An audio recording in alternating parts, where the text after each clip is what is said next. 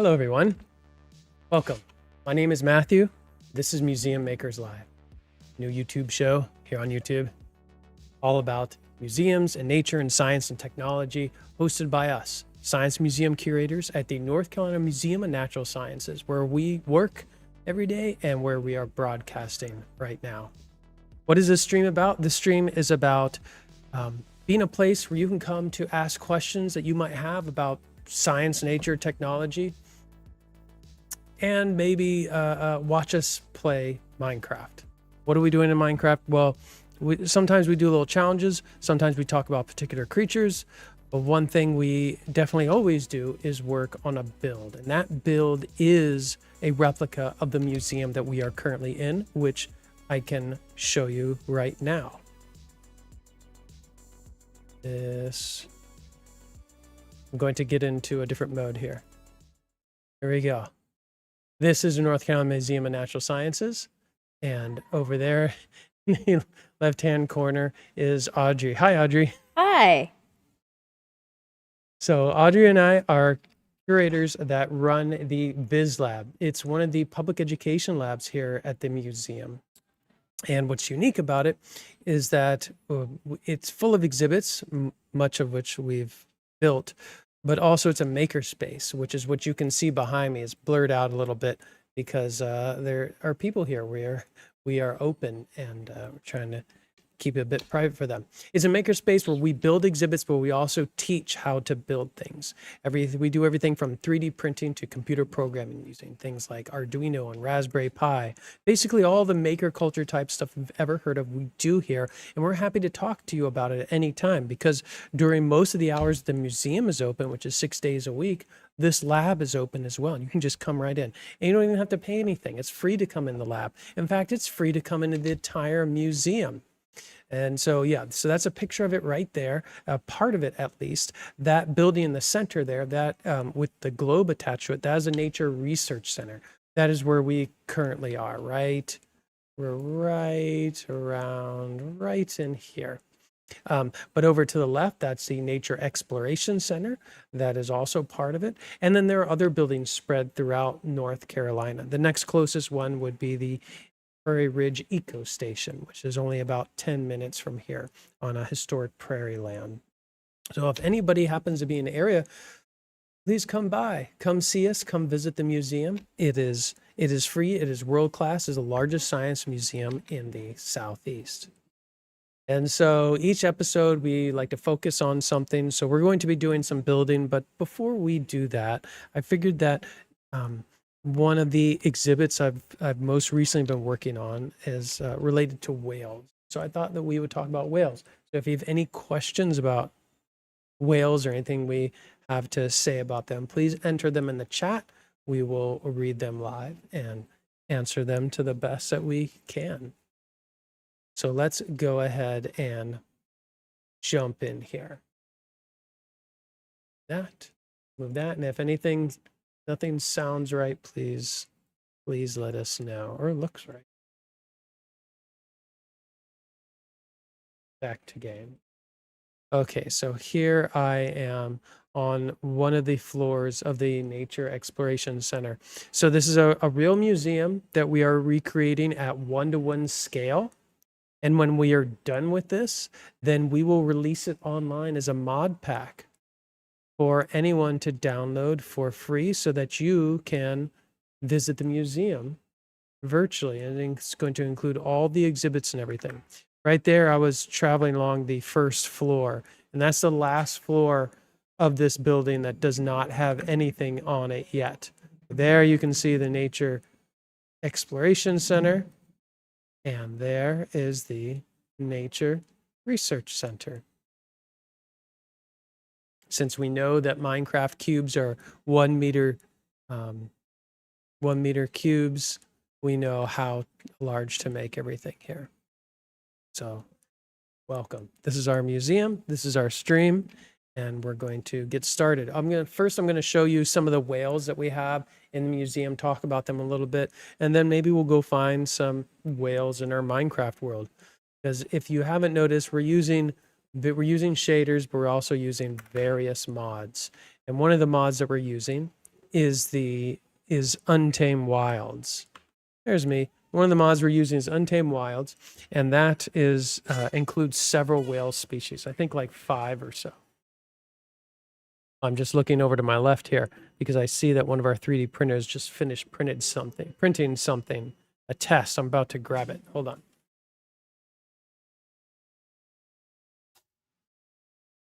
There we go. So this is an Allosaurus claw, 1-to-1 scale, so about 8 inches. It looks kind of weird here because the way 3D printers work, if you don't know, is that they melt plastic and then they lay it down one layer at a time. They start from the bottom and then do one layer and then move up a little bit, do another layer. Well, they can't print in midair and they have trouble doing a good job of printing extreme angles. So you can set up the software so that it'll create these temporary supports.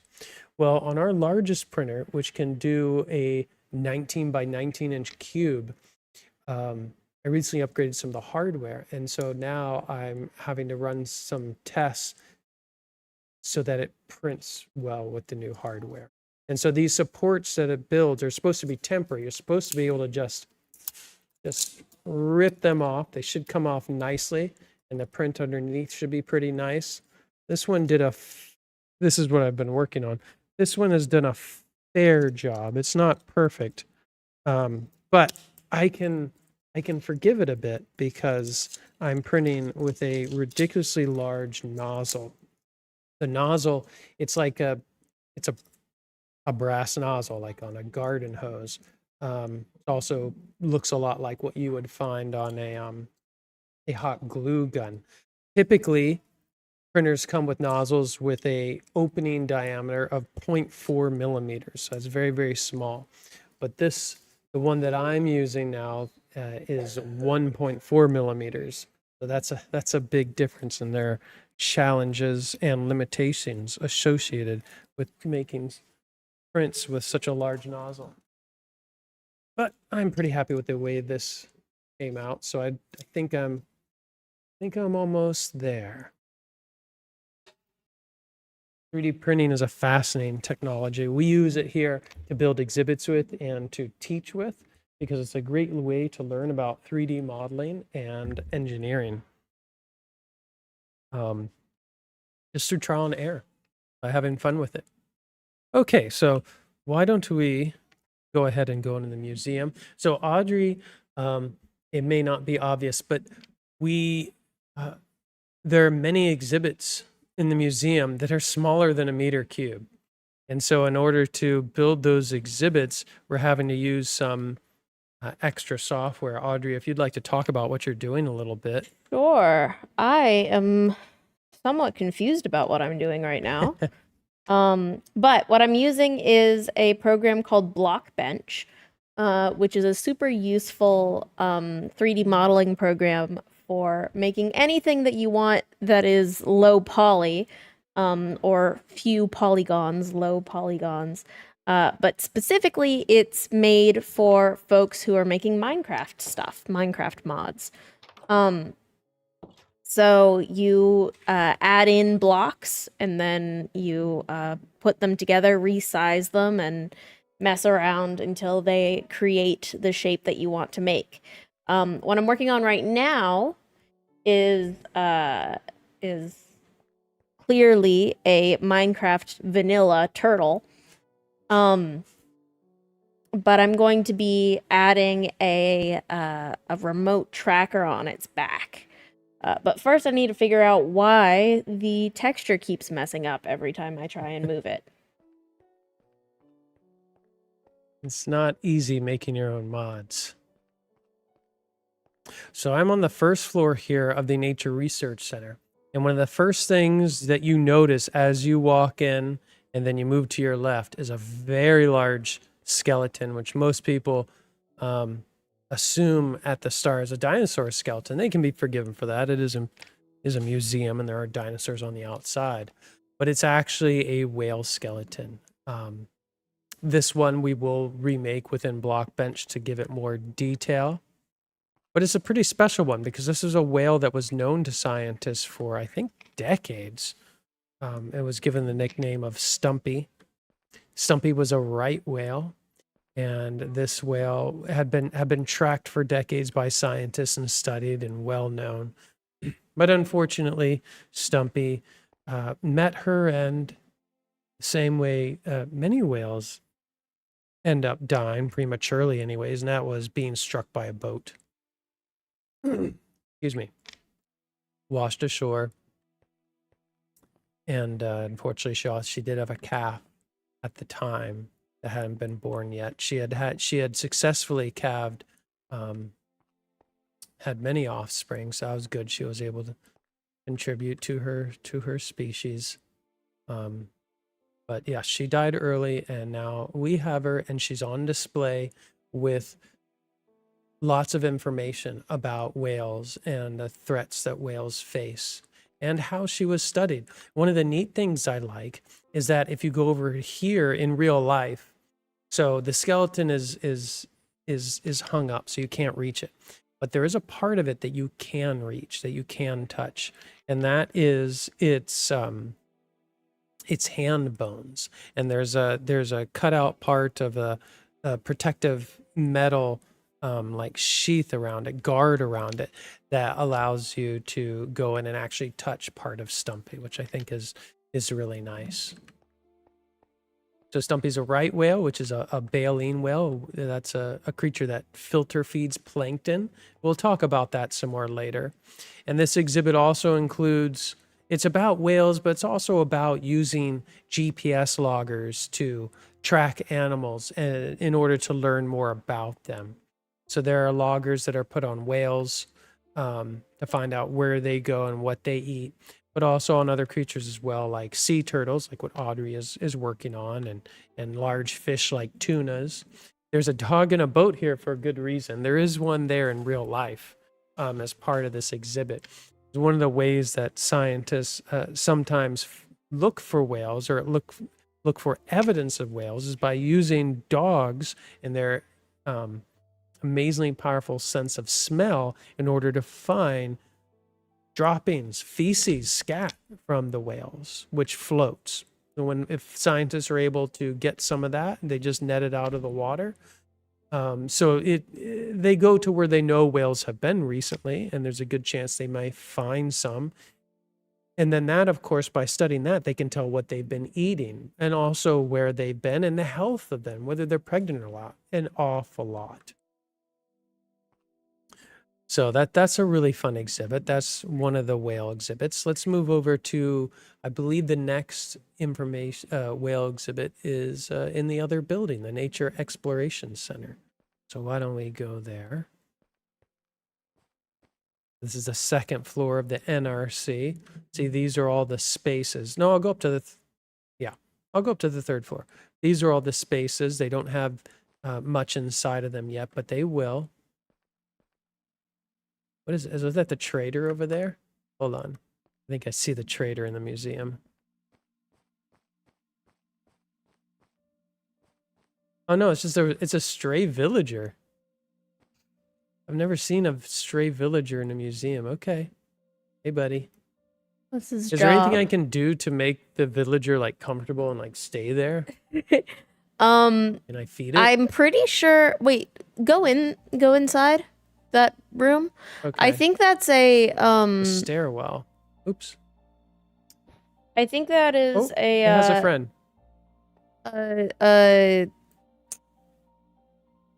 An armory, whatever those, like a blacksmith villager. Oh, you think that's his job, trade? I believe. Okay. Oh, it has a friend here. Okay, so I guess I've been wondering what our villagers have been doing. There's a village outside. Well, they're coming to visit. Okay, just like our that's real fine. visitors. That's what we're here for. They don't have to pay any emeralds to Enjoy here. yourselves. I feel like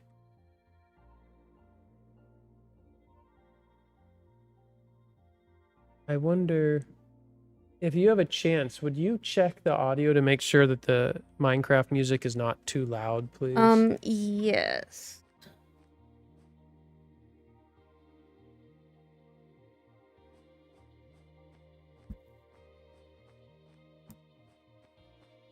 So this is, oh, I wanted to go up a floor. This is the second floor. It has research labs behind glass, so you can actually see what the researchers are doing, which is a unique aspect of this museum, very intentional. And then education labs and spaces like the Natural Center, and then labs like ours, which is right here.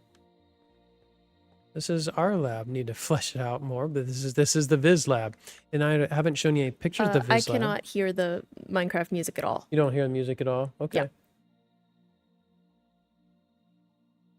Pretty quiet, Jimbo says. Okay. Thank you, Jimbo. I feel like I should turn it up a little bit. That 10%, maybe I'll go up to 15. Don't want it overwhelming, but I think it's good to have a little bit. So I had put iron doors in this museum before I knew that iron doors would rust over time.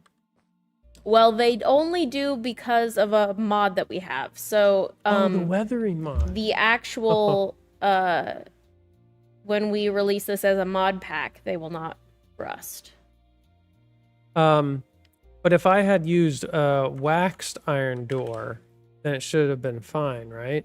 Yes, although we want to use vanilla stuff in the museum itself, so that when we release it as a mod pack, it doesn't freak out because you don't have the weathering.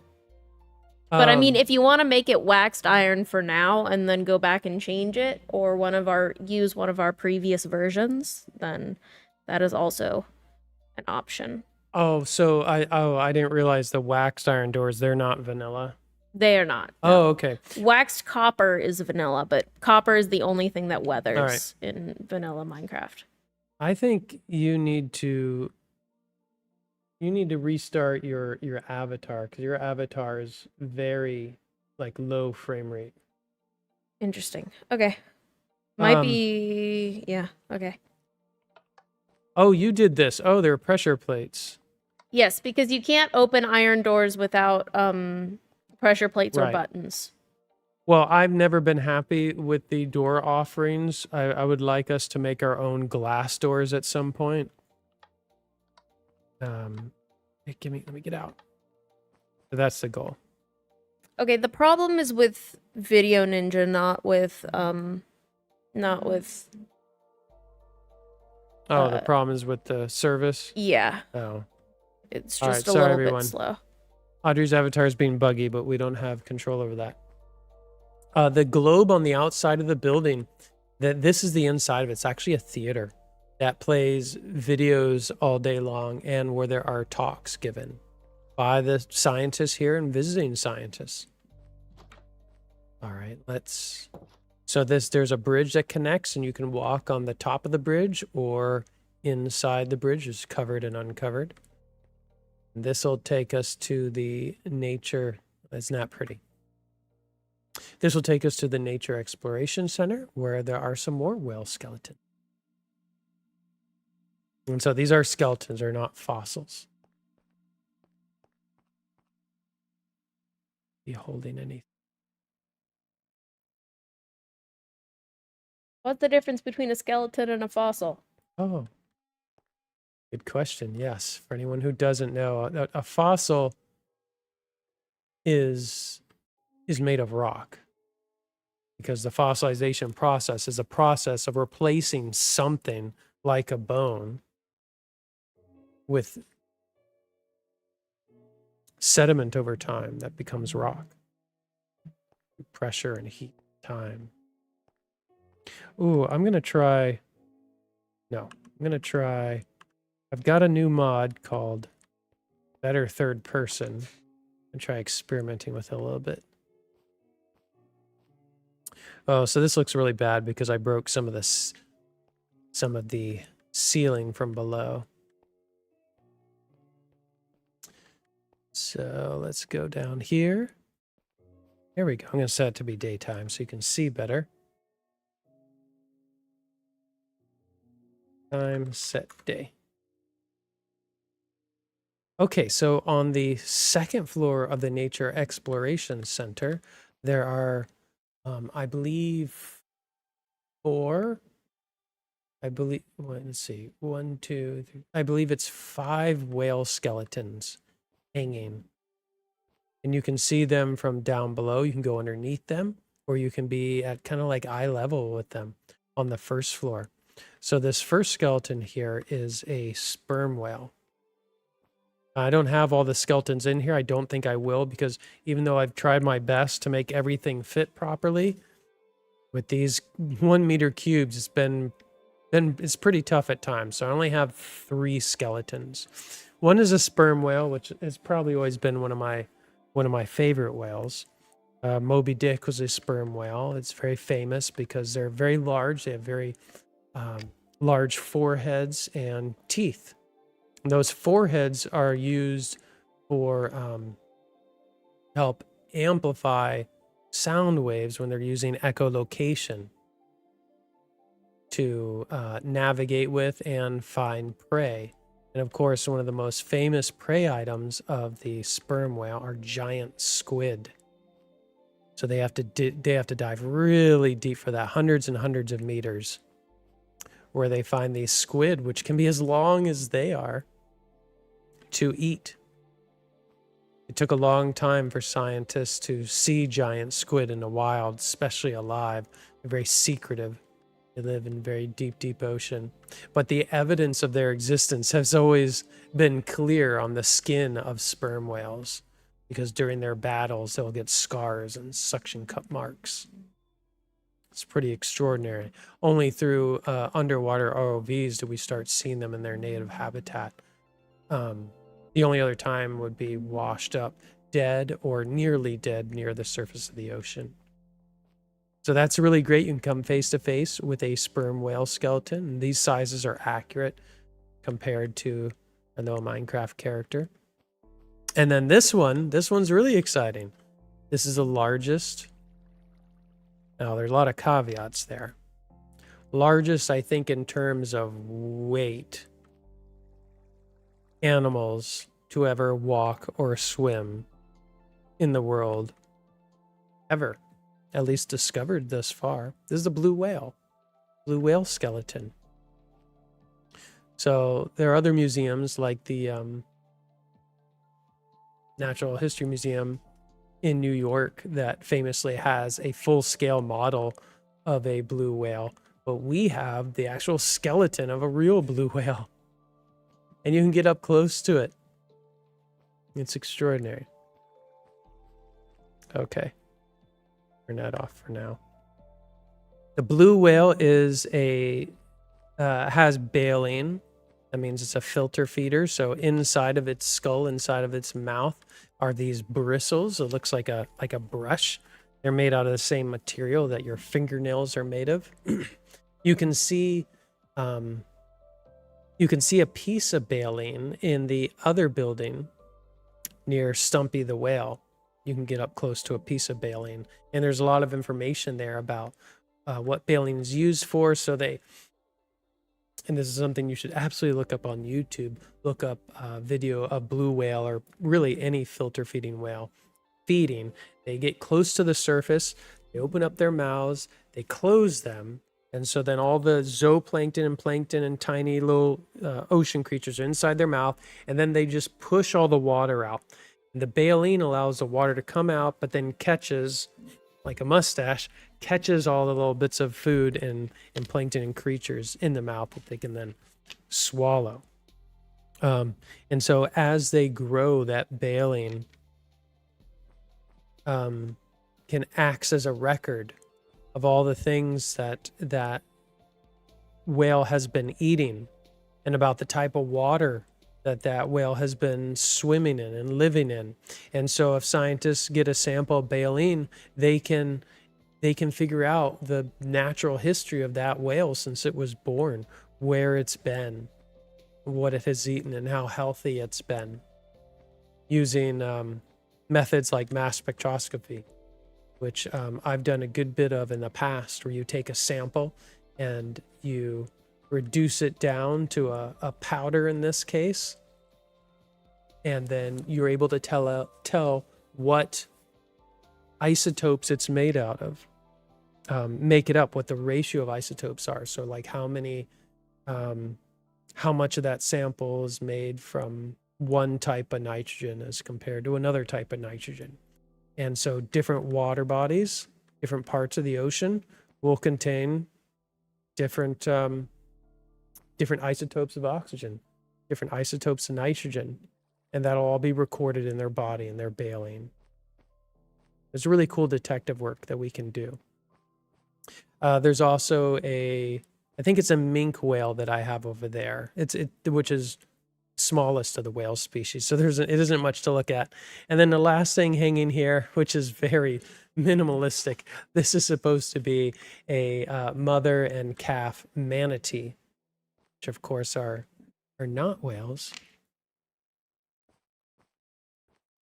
but I believe share a common evolutionary history in that whales and I believe manatees, both evolutionary speaking, started out in the water, then came onto land, and then there was pressure for them to go back into the water.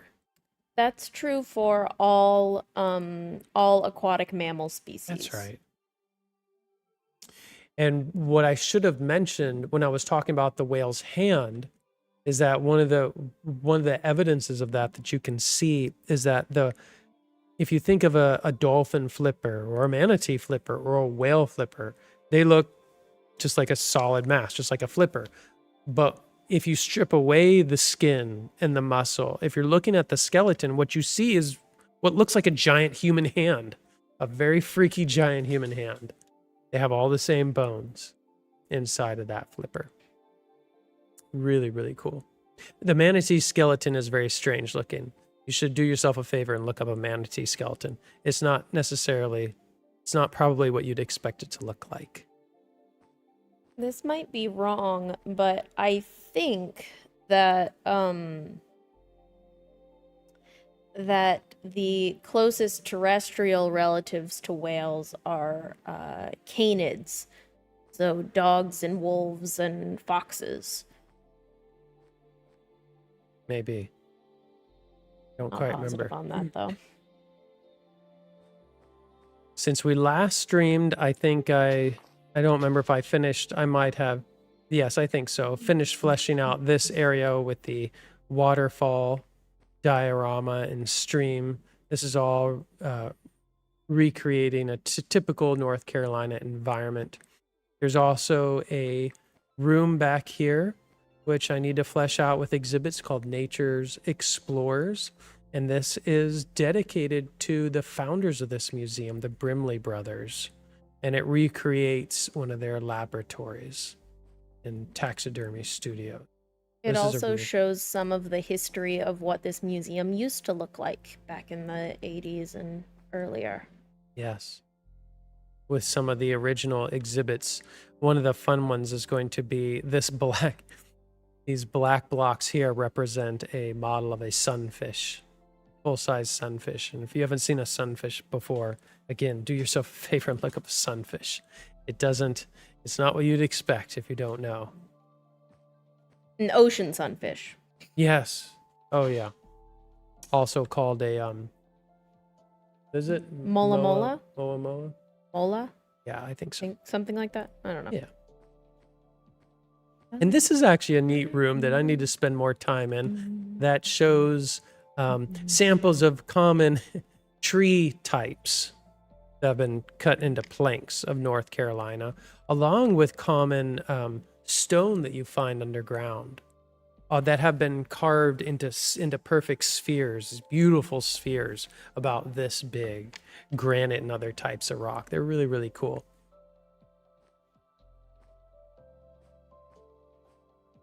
And I don't think there's anything else exciting to show off here. I've been doing a lot of work on just the structure.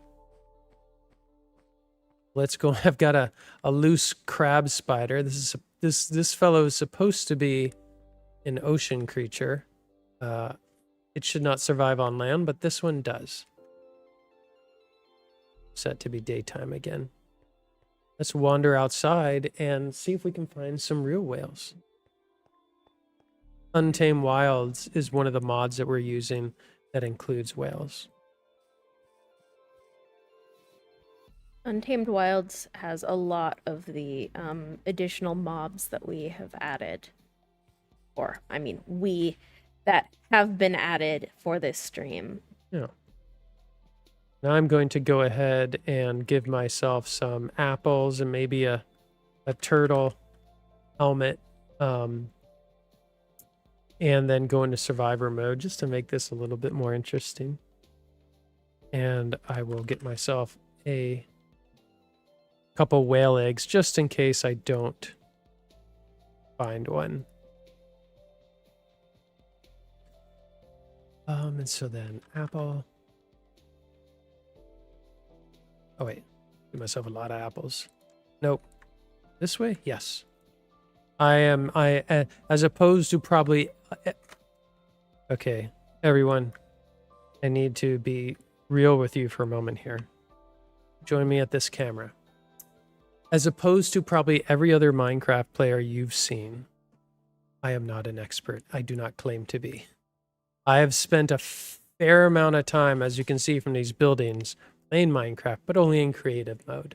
Because the goal for me is currently building a museum for other people to use, to other people to enjoy, and for it to be accurate, a place where you can actually learn, where you can actually read the exhibits inside. So there is much about this game that I do not yet know, but I'm trying to get caught up as quickly as I can. So if I'm wrong quick about something, correction, I was wrong about whales and canids. They were their closest terrestrial relative is the hippo, which means that they are closer related Yes. to horses. Okay. Excellent. Oh, The there's a whales are lion. horses. Hey, buddy. You want an apple? No. I don't think lions eat apples. Oh, I'm not in survival mode. All right. We're about to find out if the lions are aggressive. Okay, let's try this again. You want an apple? No. Okay. All right, I did spawn some whales over here earlier. I don't know if they're still around. We'll find out. There's one of our salamanders. The last episode we did, no, the second to last we did was on salamanders. Oh, wow. I haven't played with shaders for a while because I've just been using other computers. I've forgotten how nice they look. My goodness. All right. So, trying to find a whale. Okay, I'm tired of looking for a whale. I'm going to make a whale. Let's see here. Yes, blue whale. Take a blue whale. Sure. And I will take a humpback. Yes, I'll take a humpback. Oh, I can just keep I can just keep I guess I need to breathe, don't I? Hold on. Okay. There we go. And let's see. Okay, I'll do a mink. And I'll do a sigh. And I'll do a fin. And I'll do a gray. Okay, I think that's all of them. There we go. Look at all these guys. Sure, I'm glad they're not aggressive.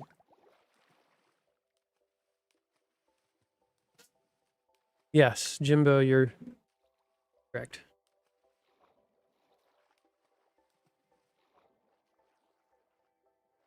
All right. So let's see what we have here. This looks like the blue whale, I think.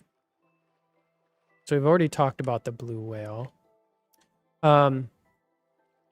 You would think that you would be forgiven to assume that there are dinosaurs that are larger than the blue whale, but there haven't been. Maybe longer. I don't quite remember, but not bigger in terms of body mass and weight. And that's because in the ocean, you can't easily simply have bigger muscles to the bigger you get. Once you start getting really, really big, dinosaur size, like Godzilla size, you need muscles that are just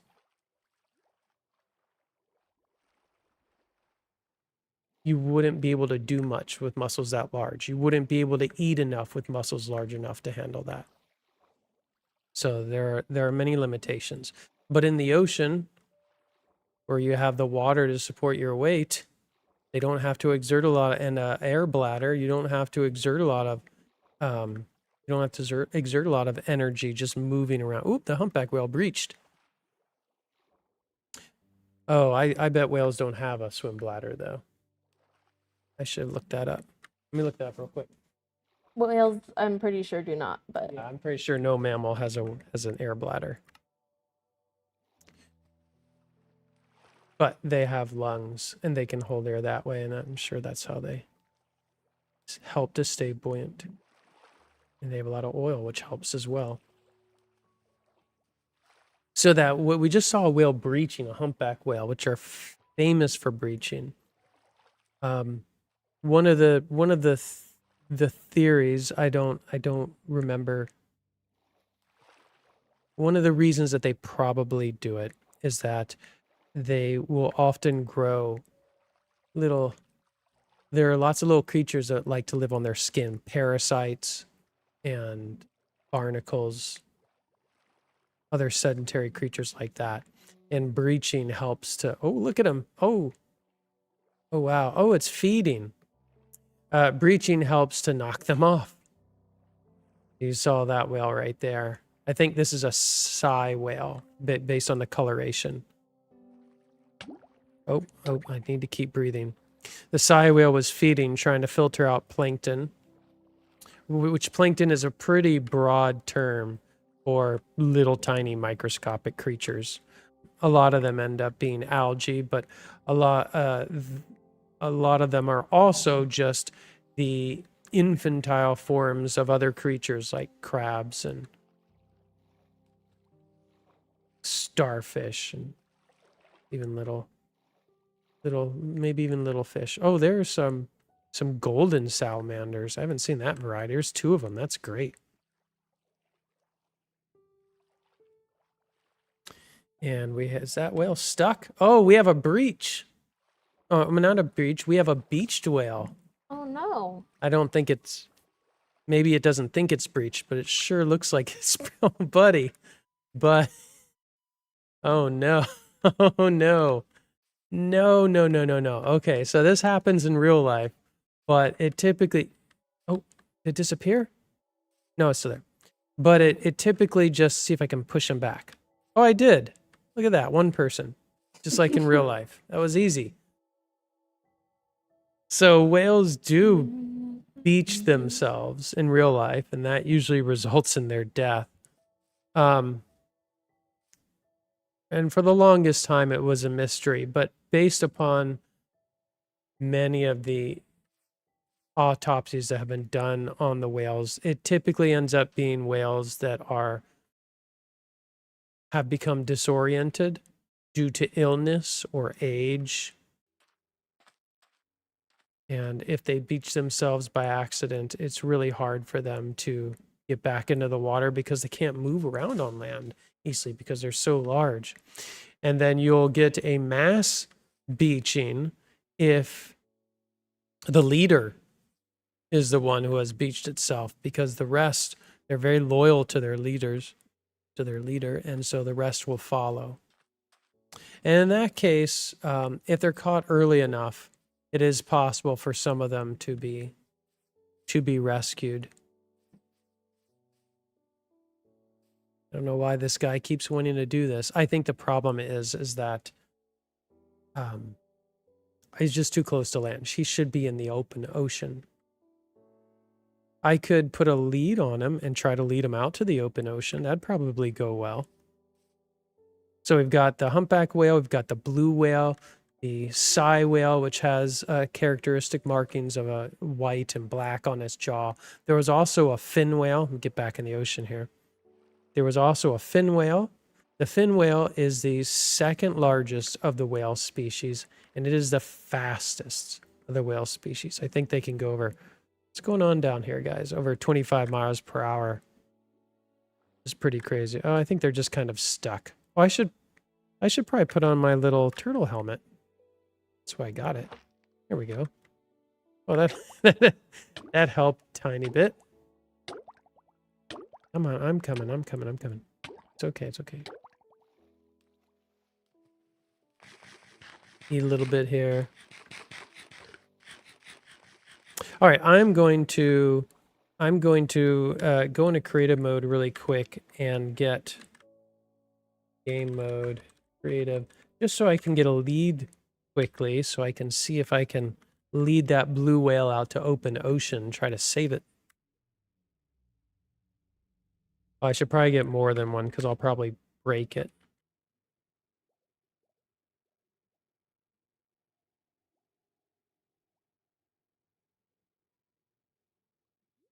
All right, so time, set, day, and game mode, survival.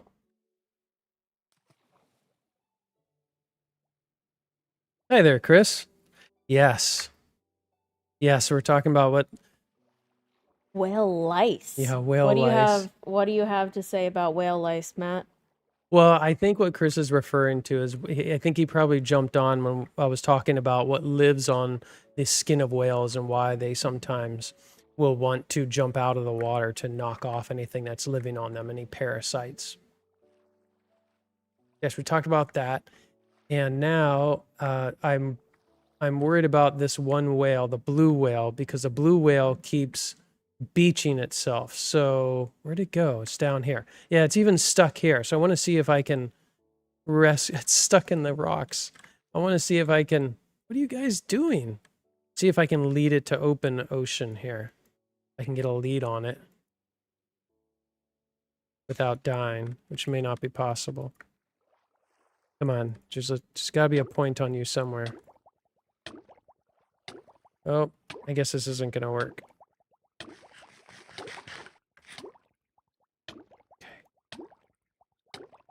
Oh, I gotta get out of here. I don't think I can do it. Oh. Oh, there's that fin whale feeding again.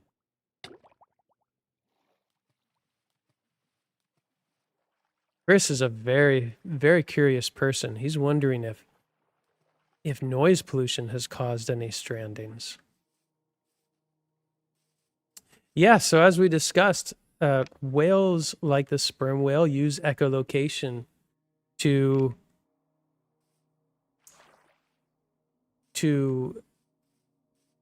navigate with, but they also use sound for other reasons as well, like communicating with each other. You have surely heard noise calls before, whale songs before. They have a very complex language, which scientists are still trying to understand, but are getting a lot closer. And they can use that travels, because sound waves travel through water much easier than through air, because water is more dense than air is with atoms and molecules. They can communicate from great distances. In fact, before there was industry, before there were ships going all around the world, it's been postulated that whales could communicate around the world with each other. And unfortunately, with all the noisy ships that we have in the oceans now, and different type of acoustic tests that we do in oceans now, and loud tests that we sometimes perform, that can confuse whales that are using their songs to tell each other where to go and where they are. And that's another way that they could accidentally be led into danger.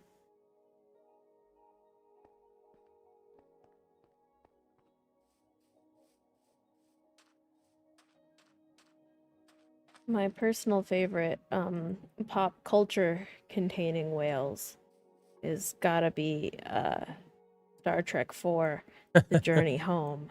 Uh-huh. Which has some really good whale science in it. Oh, sure. Yes, that came out at a time when things like the green movement, the eco movement, and Earth Day was all really starting to become very, very popular in our And whale society. hunting was a big deal for a very long time. That's right. Whales contain a lot of oil, and that oil has historically been used to do things like light lamps because it burns for a long time. And so, as a result, whale populations have been decimated. But since whaling as an industry has mostly become illegal around the world, most countries do not do it anymore. There are many whale species that have come back. Unfortunately, it does still go on. If you go to our whale fall episode, you'll hear more about what whales do after they die and the ways that whale hunting will disrupt the ecosystems that the whale bodies, whale carcasses create. I'm pretty sure we released that. Didn't we release that? Yes. Okay. Oh, there it is feeding. Look at it go. That's so great. Okay, my turtle is done. Nice. Finally. It took way longer than I thought it would. Great. I'm going to try starting on dog now. Another reason why whales, so two of the threats that whales face, one is beaching. Another one is being struck by boats. So we've talked about both of those things. And the thing that those have in common is proximity to land. Whales often will stay near land because that is where they're going to find the most amount of plankton. And the reason why they'll find the most amount of plankton near land is because plankton require not just sunlight, but also nutrients to live. They have to build up their bodies with something. And so the silicas that they need, the nitrogen that they need, they'll find in abundance near the land because when it rains, water on land picks up. Oh, don't eat that salamander. Picks up all those different minerals and they get washed into the ocean. And so you'll get a lot of algae growing near coastlines and other creatures that rely on those nutrients and rely on that algae. And so the whales, at least for portions of the year, need to stay by the coast in order to get the food that they require. Because as you can imagine, if they're a great size, they need to be eating a lot constantly.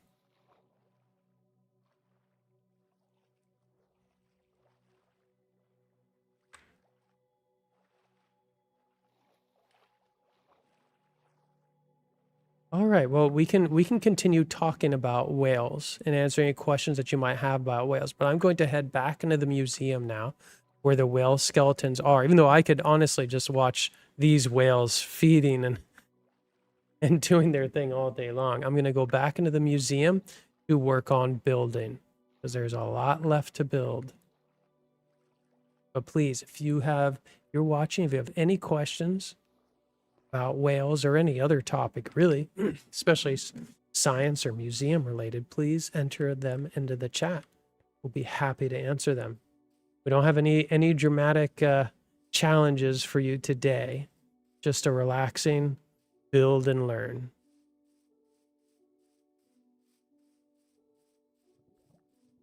If the game looks a little bit different than it usually does, I like to experiment with different mods.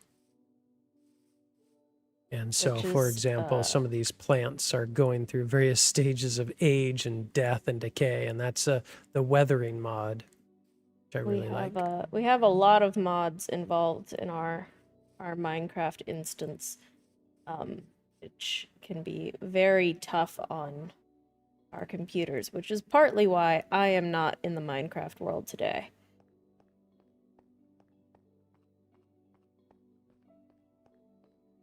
But when we make this available for download, you can be assured that the museum will only require one mod, and that is the one that we are creating.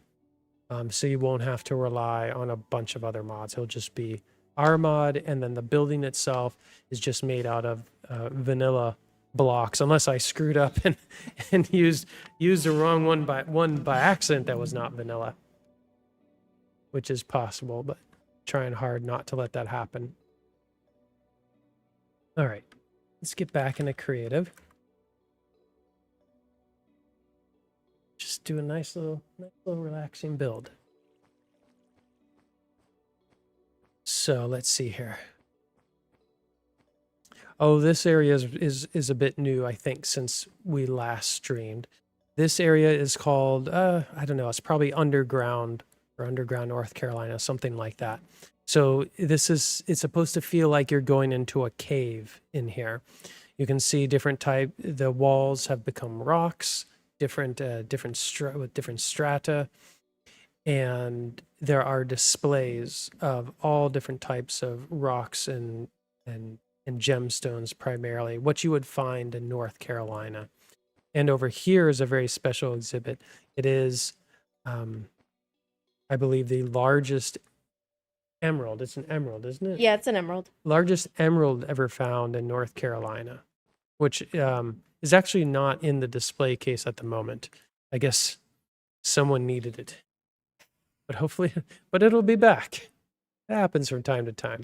Museums loan out their artifacts. That's a very common thing. Artifacts, their specimens. It's a very common thing that museums do. That's a really impressive one. And over here, this room here is a very famous room. This is the discovery room, which I haven't fleshed out yet. Let me get some temporary lights in here.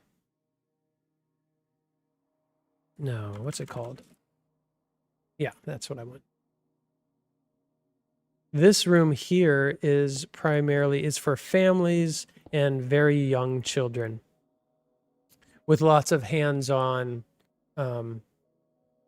learning activities and specimens that you would expect for like toddlers around that age, kindergarten around that age. And this is where the bees are as well. The museum has a live bee colony. Close that door.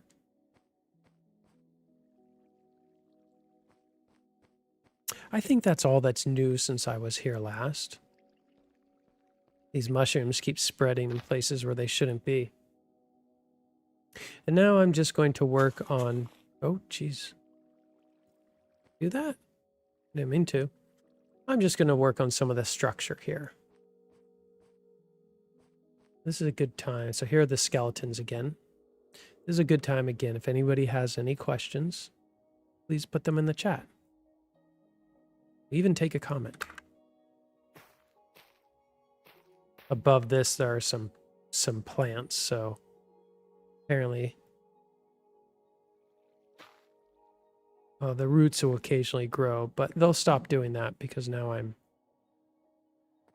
adding lights and trapdoors to make it look nicer. Am I done adding lights? No, I'm not. So what are you working on right now, Audrey? I'm working on the whale tracking dog. Oh, cool. I Oh, the figured one I in the could knock boat. that out pretty quickly because I am pretty good at making dogs. Yeah, that looks great. Uh-oh. Oh, no. This whale tracking dog in our exhibit actually tracks, well, it's a pretend dog. It is not a live dog. Yeah. That would be very cruel, I think. Yes.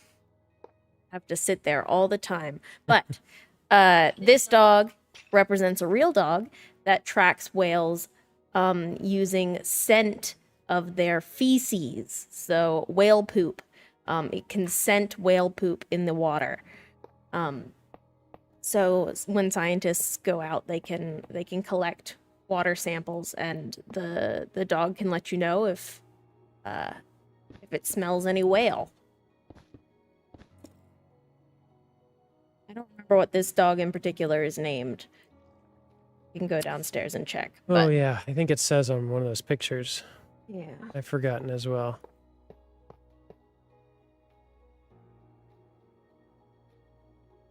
So whales contain an awful lot of oil, and some there's oils and fats in their bones as well. And geez, The dog is named Bob. Bob. Okay, nice. I'm gonna have to fix that. I don't remember why there's sand up there. And so these skeletons are not ancient. And so if you visit them, you'll notice that some of them look a bit damp. That's because some of the oil's still leaching out, which I think is funny. I don't know if it's ever leaked out to the point where it's dripped on anyone. Be pretty great.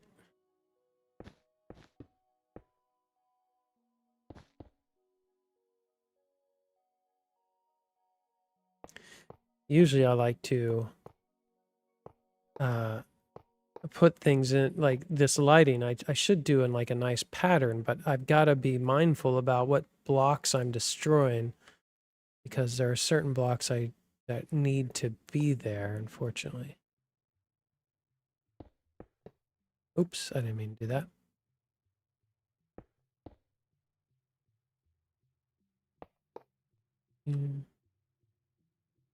Yeah, I wish that could look better.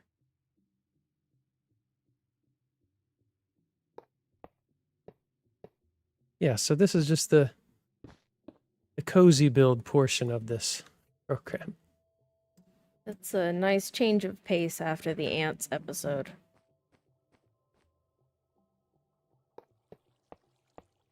I think one of our next challenge episodes may involve spiders. Chris. Chris will be, I believe Chris is going to be our very first guest on the program.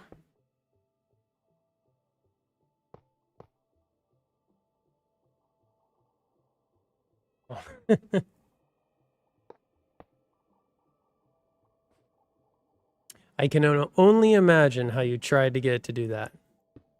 Don't want to know.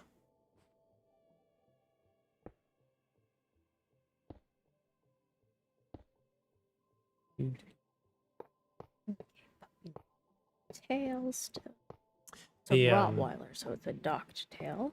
Stumpy the right whale. The reason why right whales are called right whales is because they were considered the right whale to hunt, because I think they were pretty easy to find near coasts, and they had a lot of oil. And Stumpy was called Stumpy. I believe Stumpy had an injury on one of her tail flippers. Made her look kind of stumpy.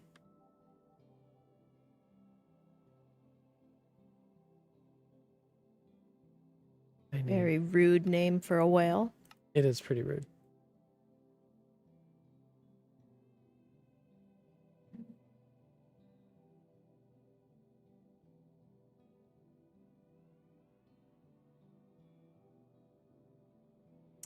Did you ever see, it would have come out years ago, there was an episode about dolphins that was not just narrated, but he was a star of it as well, by Robin Williams. Amazing. It sounds familiar, but I don't think so. Well, it's worth finding and watching because it's hilarious. I recall at one point him meeting a dolphin named Stumpy, and he had this whole long riff about how it wasn't Stumpy's fault. Stumpy couldn't help it. Stumpy was just fine. What am I doing here? I need to change my controls. This is pretty jerky. Probably giving everyone whiplash. There. There. That's nice and smooth and slow. Good. Yep.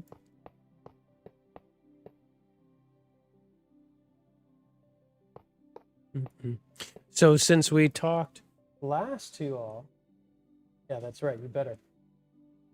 Since we talked to you all last, we had a very big event here at the museum, the largest one that the museum holds, and that is called Bugfest. So over 27,000 people attended Bugfest.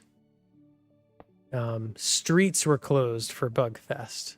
The entire museum was filled. Both buildings were filled with insects and models and crafts and food with insects in them. It was an awesome, awesome time. If you chefs are invited to do a cooking competition where they cook meals with insects in them. And Audrey designed the trophy for that this year, just like she did last year. The theme for Bugfest this year was butterflies and moths.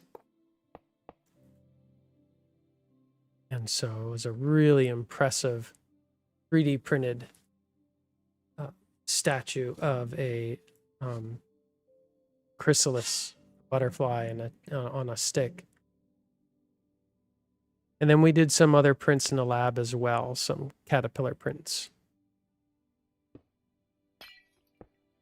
Yeah, I'm not I used the chrysalis of the Terracina longwing as my inspiration, which is a butterfly in Central America that actually has bright gold chrysalis, has a bright gold chrysalis.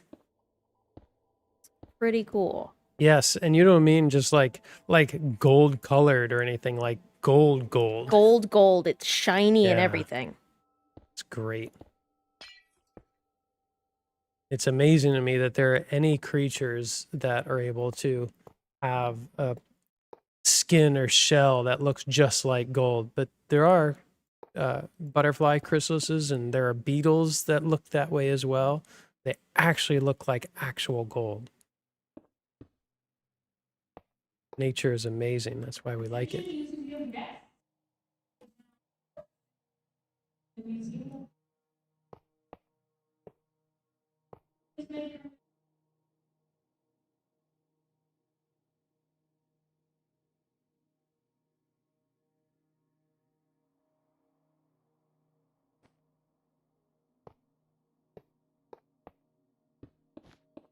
Oops.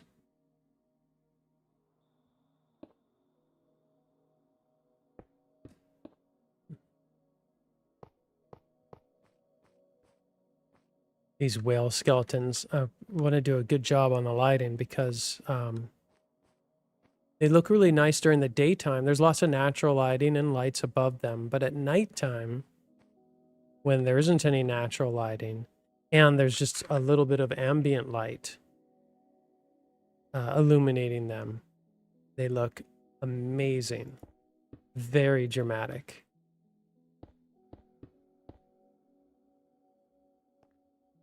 Nighttime in the museum is about as cool as you'd think it is. Well, it's not as cool as Night at the Museum, the movie, Yeah. makes it seem, but it is pretty cool. I recently saw those movies with the kids. I was pleasantly surprised. They're very, very sweet movies. Not pretentious at all. And Dick Van Dyke is in them. Who is? Dick Van Dyke. Oh, that's right. Yep. Dick Van Dyke.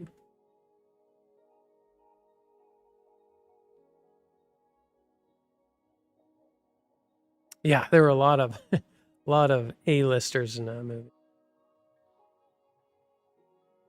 Let's see, I guess here. The UVs are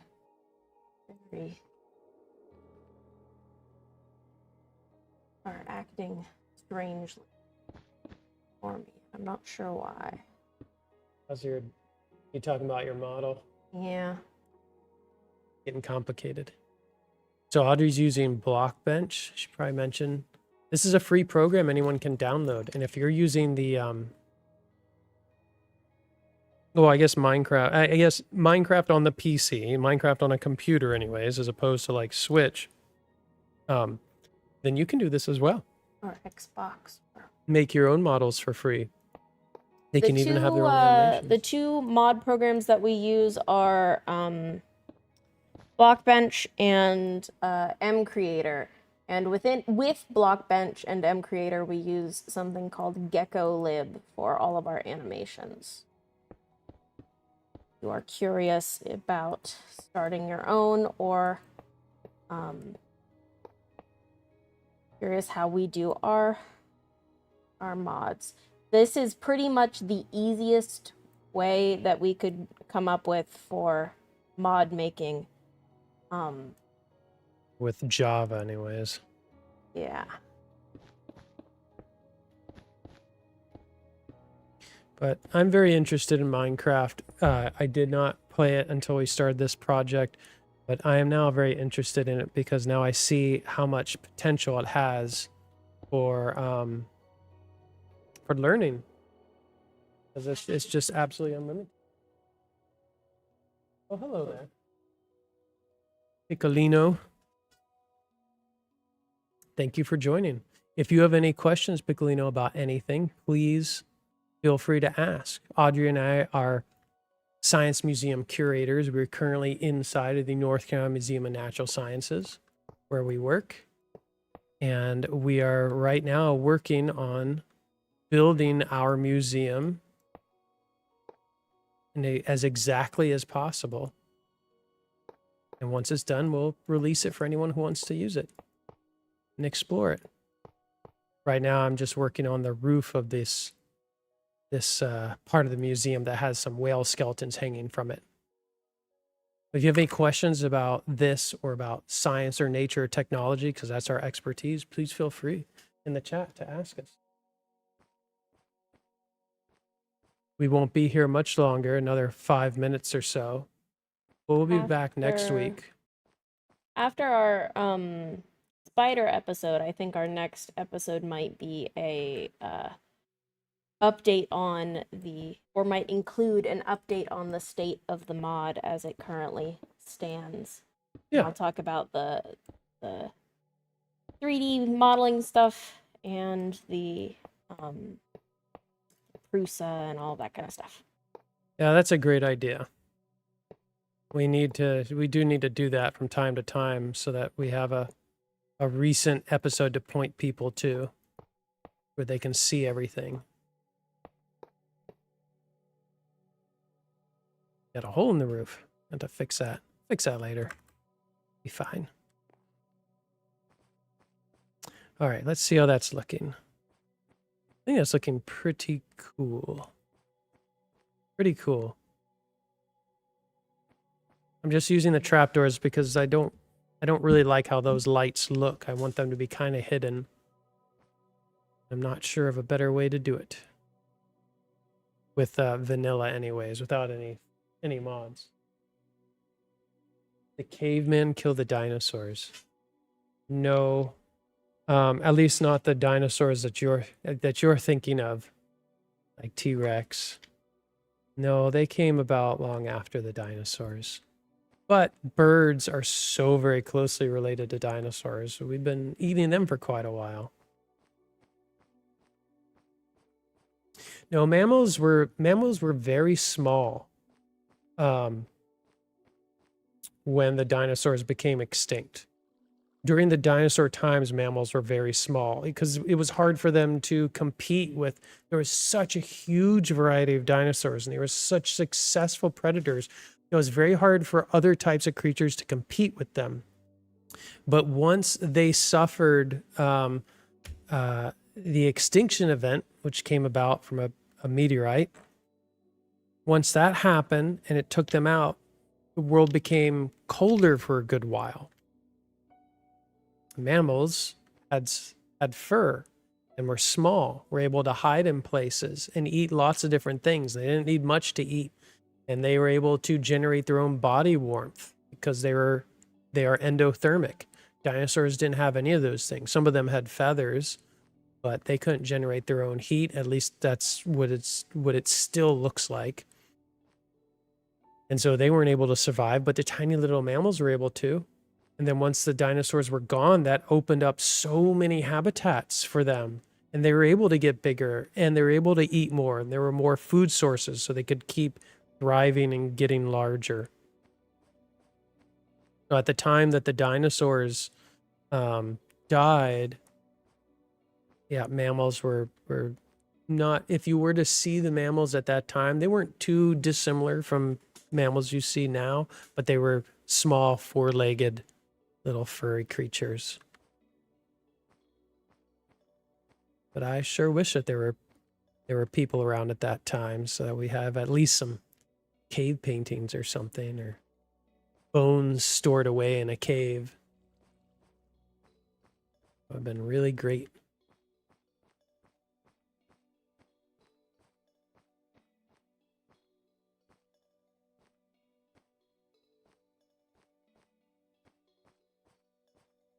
Oh, I need some more lights here.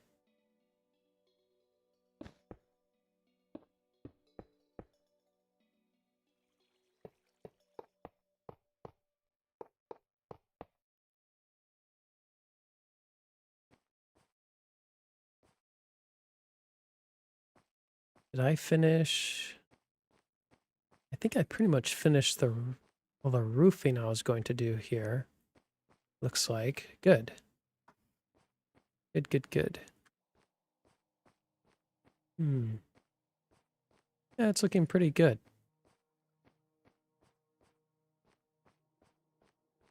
By the next time we stream, I should have some of the first floor. I may have some of the first floor done. I don't know. I don't have too much more to do on the second floor aside from the intricate exhibits, which we'll be doing in Block Bench primarily. But this is the last floor here, as you can see, that does not have much of anything. So there's a lot going on the first floor of the Nature Exploration Center. There's lots of taxidermy animals and models of animals from North Carolina, especially famous ones like the Venus flytrap and the Carolina parakeet.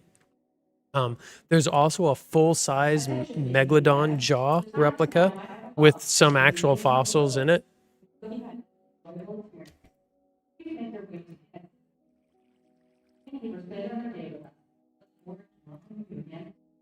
Sorry, I paused there because the person on the loudspeaker. So yes, a full megalodon jaw that you can stand up next to and get pictures of with. There's a gift shop. There's a theater. Actually, the theater's done. I haven't shown the theater before, but here's a theater. It doesn't have any lights right now. Oop. Yeah, so this theater actually does play movies every day, including 3D movies. Maybe they're all 3D. They might all be 3D. I don't think they're all. No. I don't know. I don't know. But whatever, they're fun. Lots of fun movies are played in here. And then sometimes I'll do some special events in here.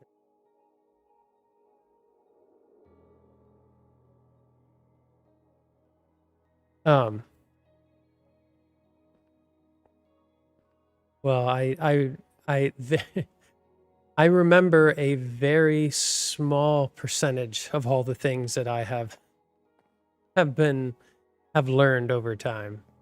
But I typically have an easier time remembering things that are interesting to me. And natural science is something that's very interesting to me. That my degree is in environmental science, and all my coursework when I was in college was in natural science. And working in a science museum, you're exposed to a lot. And you're asked a lot of questions. And when we have our specific topic episodes, we often have notes to refer to so that we don't forget what we wanted to talk about. So that's also helpful. There she is. There's a Nature Exploration Center. I'm going to go around to the front of the other building and go ahead and end this stream. So if anyone has any final questions, please, or comments, please enter them in the chat. Afterwards, you can just add them to the comments section if you'd like. And we'll probably be back again live on next Wednesday, would be my guess. There's some eggs. It's nice.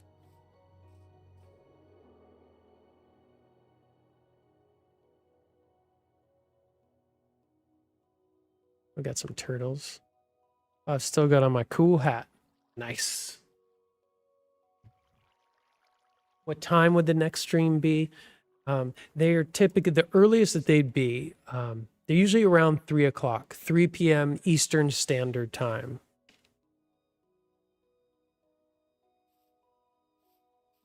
If you subscribe to the museum's channel and then click the bell, I believe you'll get alerts whenever videos pop up or streams are starting.